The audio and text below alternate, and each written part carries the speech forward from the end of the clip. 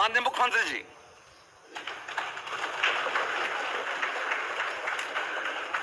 अध्यक्ष महोदय, आज इस सदन के सामने मैं सबसे पहले बिहार की महान जनता और अपने नेतृत्वकर्ता देश के यशस्वी प्रधानमंत्री आदरणीय नरेंद्र मोदी जी को, बिहार के सबसे लोकप्रिय नेता और बिहार के पूर्व मुख्यमंत्री आदरणीय नीतीश कुमार जी को, भारतीय जनता पार्टी के राष्ट्रीय अध्यक्ष आदरणीय नितिन नवीन जी को, भारत सरकार के गृह मंत्री आदरणीय अमित शाह जी को और तमाम जो हमारे एनडीए के साथी जो सभी नेता हैं, सबका मैं धन्यवाद देता हूं, जिन्होंने और यहाँ पर जो माननीय सदस्य हमारे सभी हैं, सबने मुझ में विश्वास व्यक्त किया। इसके लिए मैं सबको धन्यवाद देता हूं। महोदय, आप जानते हैं कि पिछले 20 वर्षों से अधिक समय से बिहार में एनडीए की सरकार चल रही है और एनडीए की सरकार ने लगातार किसानों की चिंता की, मजदूरों की चिंता की, गरीबों की चिंता की और सबसे अधिक बिहार में सुशासन स्थापित करने का काम नीतीश कुमार जी के नेतृत्व में होता रहा। सर, जिस तरह सरकारी नौकरियों की बहार आई बिहार में महिलाओं के जीवन के उत्थान करने का काम किया गया। हमारी जो छोटी छोटी बहनें हैं, साइकिल योजना चलाकर उसको स्कूल तक पहुंचाने का काम किया गया। लगातार ऐतिहासिक शराबबंदी कदम भी आदरणीय तत्कालीन मुख्यमंत्री नीतीश कुमार जी ने लिया। मैं जरूर ये आश्वस्त करना चाहता हूं सदन को भी और पूरे बिहार को, देश के प्रधानमंत्री आदरणीय नरेंद्र मोदी जी चाहते हैं देश विकसित हो और बिहार के नेता, हम लोगों के नेता नीतीश कुमार जी चाहते हैं बिहार समृद्ध हो।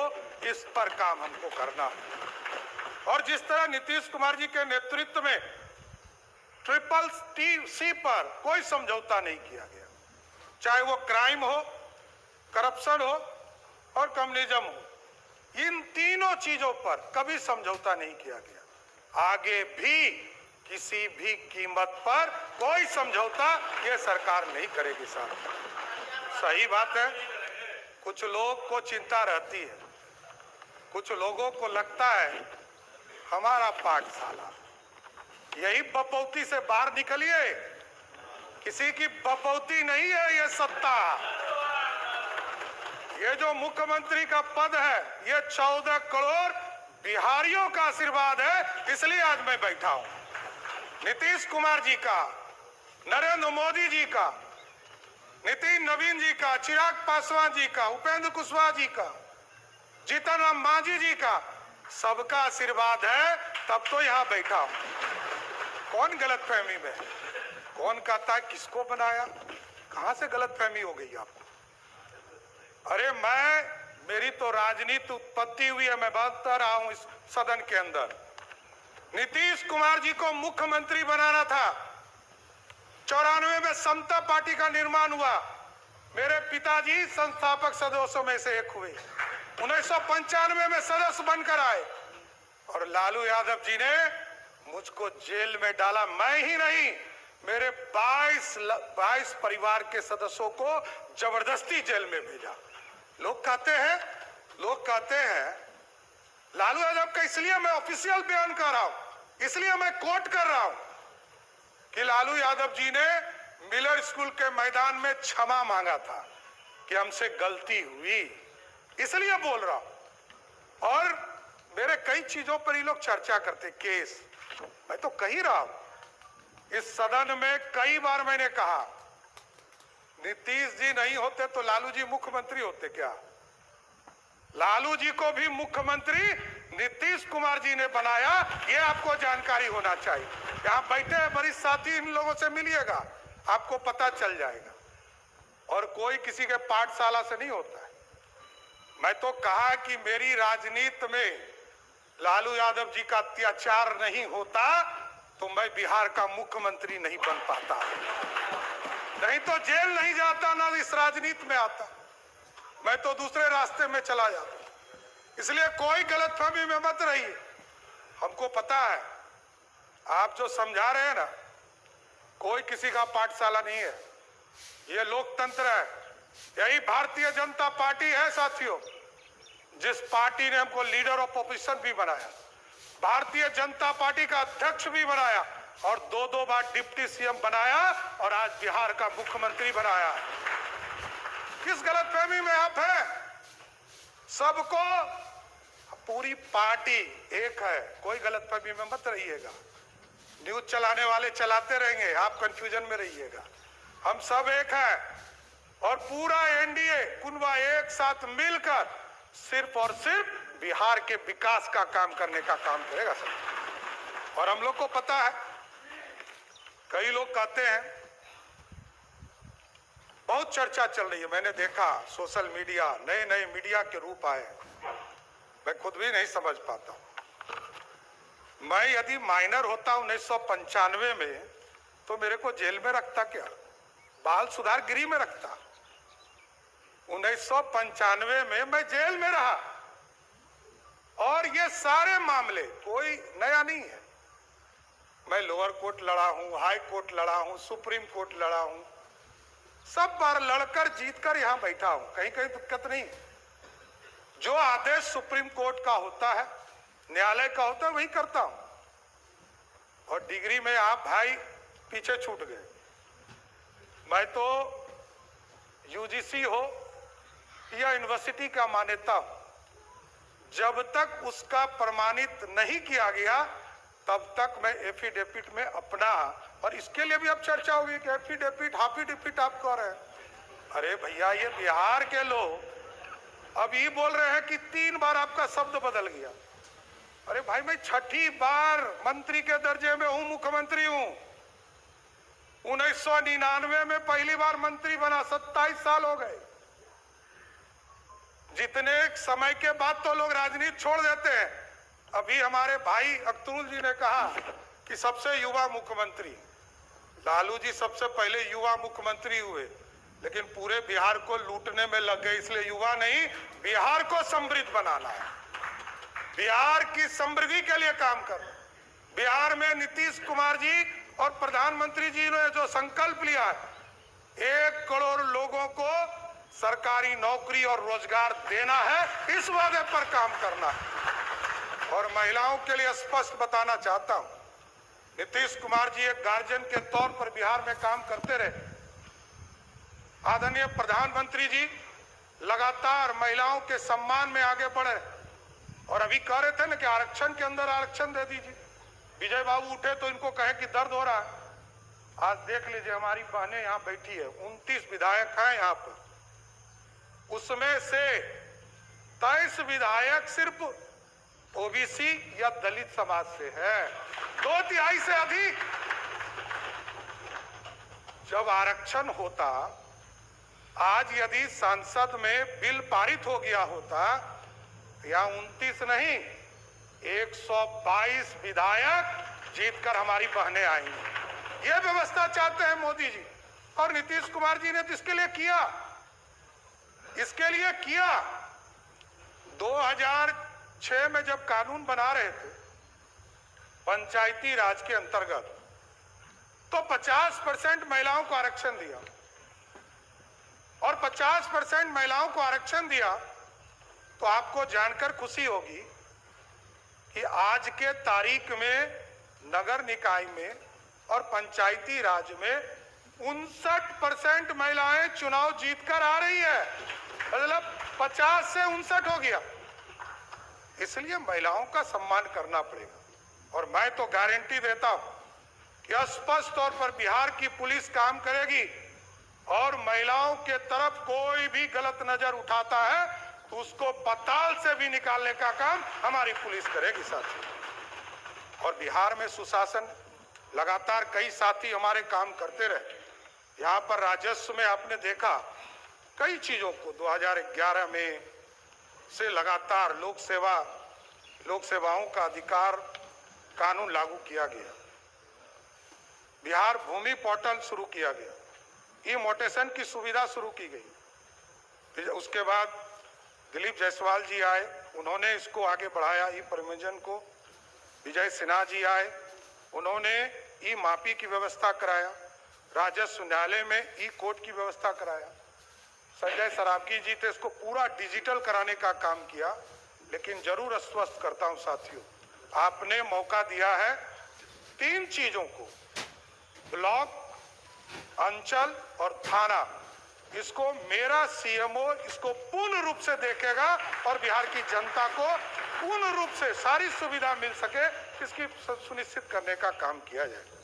इसलिए पूरे बिहार की चिंता लगातार आदरणीय नीतीश कुमार जी के नेतृत्व में होता रहा है।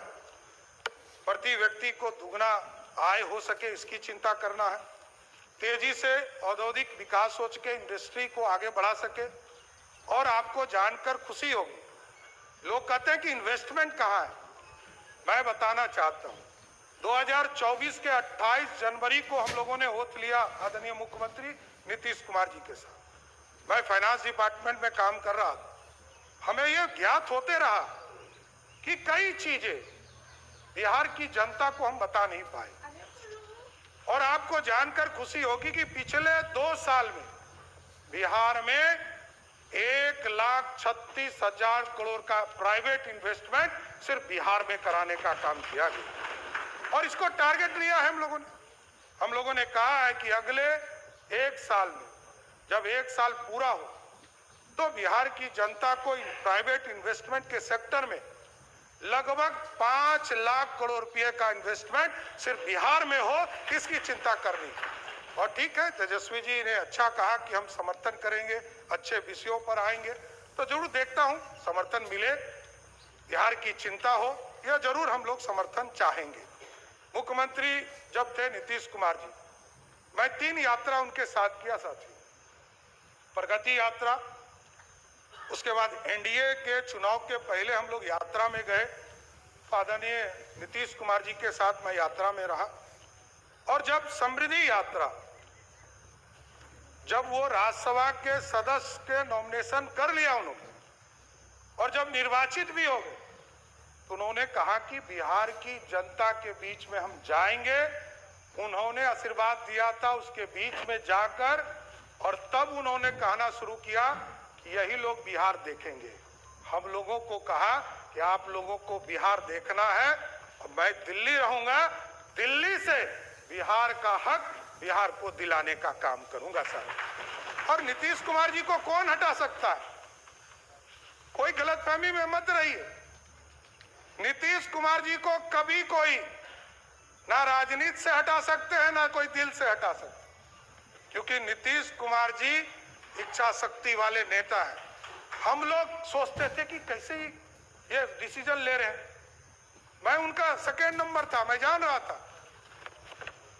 पार्टी ने उस समय हमको नहीं कहा था कि हम मुख्यमंत्री होंगे। पार्टी ने जब निर्णय लिया तब मुझे पता चला। लेकिन वो जब कहते थे कि आप लोग को संभालना है बिहार, हम लोग को आश्चर्य लगता था कि जो व्यक्ति 20 साल से मुख्यमंत्री और लगभग 50 साल से राजनीति में, सार्वजनिक जीवन में जी रहे हैं, ये सत्ता छोड़ रहे हैं। और कई बार यहाँ पर कई कैबिनेट के साथी हैं हमारे, आप पूछिएगा, अकेले में सबको लगता था जब वो लास्ट कैबिनेट कर रहे थे और कहे कि हम इस्तीफा देने जा रहे हैं, तो सबको लगा कि ये क्या हो रहा है। लेकिन ये नीतीश कुमार जी की इच्छा शक्ति थी कि आज सम्राट चौधरी बिहार का मुख्यमंत्री है, इससे मैं कभी डिफर नहीं करता हूं। इसलिए साथियों, लगातार बिहार के विकास के लिए ही काम करना है, हमारे पास कोई दूसरा काम नहीं। बिहार के विकास की बिहार की समृद्धि के लिए काम करना, स्वास्थ्य व्यवस्था को और मजबूत करना है।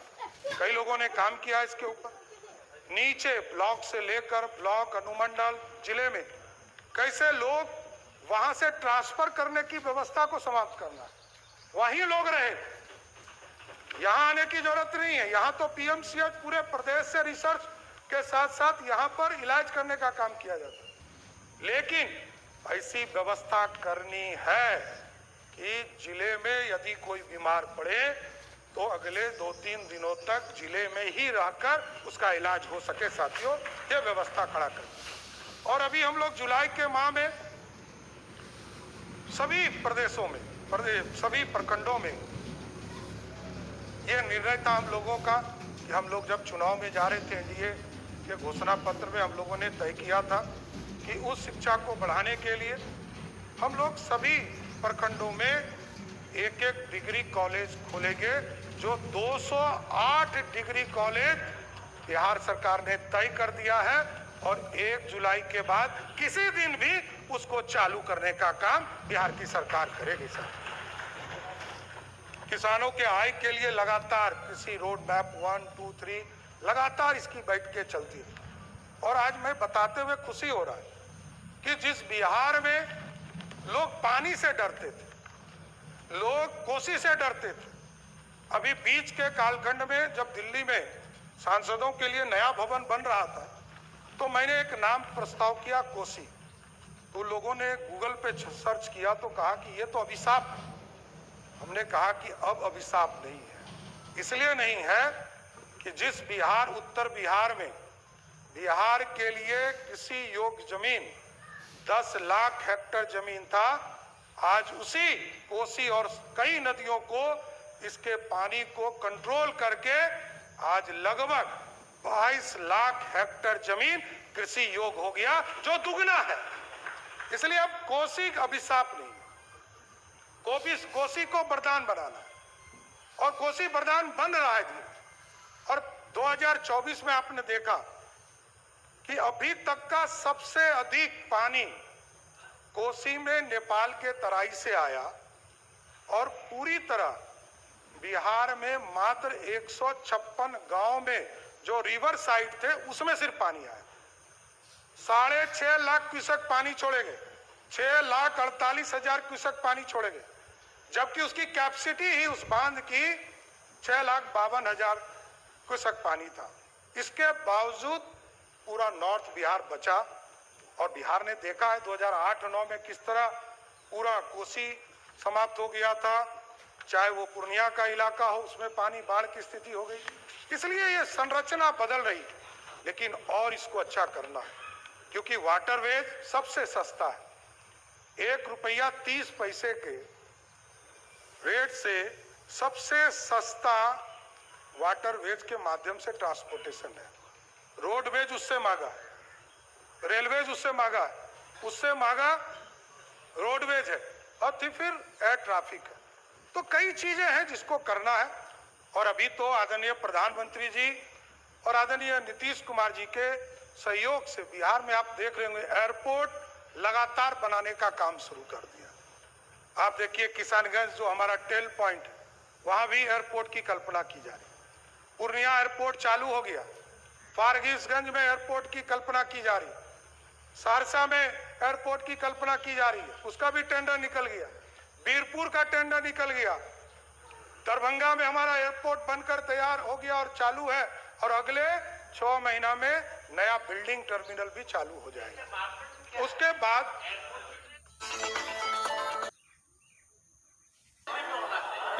वो एयरपोर्ट आसन की अनुमति के नेता प्रतिपक्ष बैठे, मैं तेजस्वी जी बिना मैं बताऊंगा इस बिना पर भी आसन चर्चा की होगी। अनुमति खड़े रहूं, उस पर बिना भी आसन की अनुमति खड़े रहूं, उस पर भी चर्चा होगी, वो बताया जाए। अभी तो हर जिले में, अभी तो हमारी सरकार ने तय किया है, अभी तो हम लोगों ने तय किया है कि सभी जिले में एयरपोर्ट भी बनाएंगे और जहां एयरपोर्ट की आवश्यकता नहीं होगा वहां हेलीपोर्ट बनाने का काम सरकार करने का काम करेगी। उसी तरह राष्ट्रीय स्तर पर आदरणीय प्रधानमंत्री जी ने मखाना बोर्ड, खेलों के लिए पूरी नई पहचान बनाने का प्रदेश में मौका दिया है। इको टूरिज्म को हम बढ़ाने का काम कर रहे हैं और 11 टाउनशिप लगातार प्रयास किए जा रहे थे कि टाउनशिप बढ़े और नए टाउनशिप की कल्पना की जाए। इस बार पिछले कैबिनेट में मैं सभी साथी को धन्यवाद देता हूं और बिहार की जनता को धन्यवाद देता कि 11 टाउनशिप हम बनाने जा रहे हैं और सब ऐतिहासिक तौर पर जो हमारी विरासत है उसके नाम पर बनाया जा रहा है। पटना में पाटलिपुत्रा लगभग 60,000 एकड़ जमीन में उसको बनाने का काम किया जाएगा और जिसका नाम पाटलिपुत्रा होगा साथियों। गया जी में जो टाउनशिप बनाया जाएगा उसका नाम मगध के नाम पर रखा गया, क्योंकि इस देश का पहचान भी मगध के तौर पर। मुंगेर जिस धरती से मैं भी आता हूँ, उस इलाके को अंगराज कर्ण के तौर पर जाना जाता था और कहते थे लोग कि अंग प्रदेश है, उसको अंग के नाम से वहां टाउनशिप बनाने का काम। भागलपुर जहां ऐतिहासिक धरती है, जहां विक्रमशिला यूनिवर्सिटी होता था, वहां उसको विक्रमशिला के नाम से जाना जाए।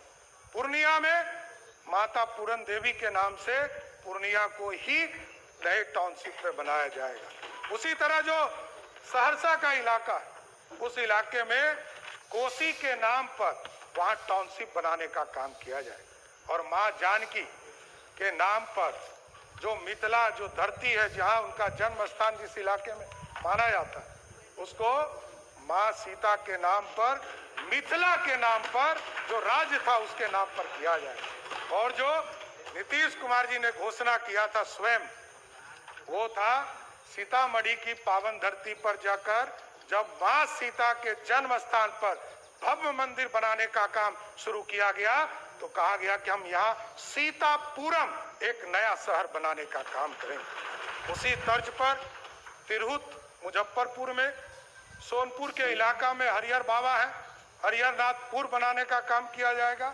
और जो छपरा का इलाका है उसमें सारण, जो पुराना कमिश्नरी माना जाता है, पुराना जिला माना जाता है, उसके नाम पर बनाने का काम किया जाएगा। इसलिए पूरी तरह अर्बन के भी सेक्टर में इसको आगे बढ़ाने का काम किया जाए। अभी महिलाओं की सुरक्षा की चिंता लगातार लोग करते रहे और हम लोगों ने तय किया था कि जो स्कूल में छुट्टी होती है, कॉलेज में, महिला स्कूल में, महिला कॉलेज में जब छुट्टी होती है तो उसके लिए एक सुरक्षा के मापदंड को आगे बढ़ाना है। कई घटनाएं सामने आई प्रकाश में, उसको देखते हुए हम लोगों ने निर्णय लिया कि अब सभी स्कूल और कॉलेज के सामने पुलिस दीदी पिंक स्कूटी के साथ खड़ी होंगी और पूरे प्रदेश में महिलाओं की सुरक्षा को बढ़ाने का काम किया है। इसलिए अभी हम लोगों ने जो पहली कैबिनेट थी उसमें कई फैसले लिए।